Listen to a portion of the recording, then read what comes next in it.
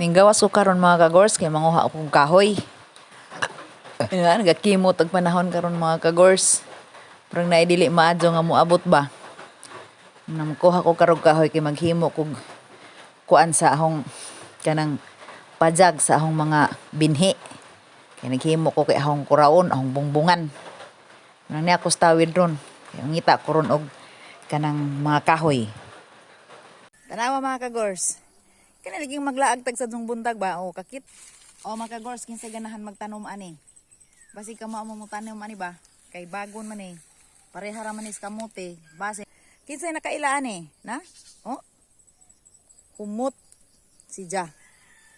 Buwak ni ag isang punuan bagon. Na? Nagbago ni si Ja. Na, isang dahon na. Hala. Kinsay ganahan ay lami sa ibuki sa kasal. O kinsay kaslunon din ha. Lakaw nga re. Kuhaan pero basin pumawa na ni si Ja.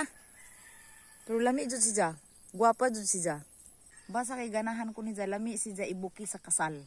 O na kinsay mga kaslunon diha. O kani. Ato ning paningkamutan nga mabuhi. Pero murag mabuhi gud ni si Ja. Unsa ni nga buwak? Wa ko kaila na manis lasang.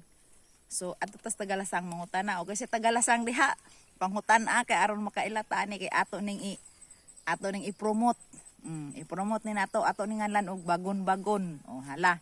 O unja kinsa pa may ganahan din halagi. O guwapa lami. Liwat sa naghawid. Naragahang kahoy mga kagorso.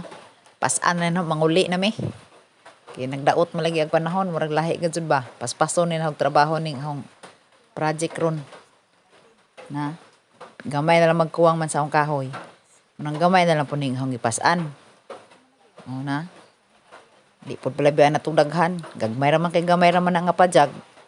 Pajag raman lagi na sa akong mga seeds ba. Kay kakaon mo lagi sa manok. Munang akong kurawon, butangan na akong nit. Okay mga kagors. Thank you for watching.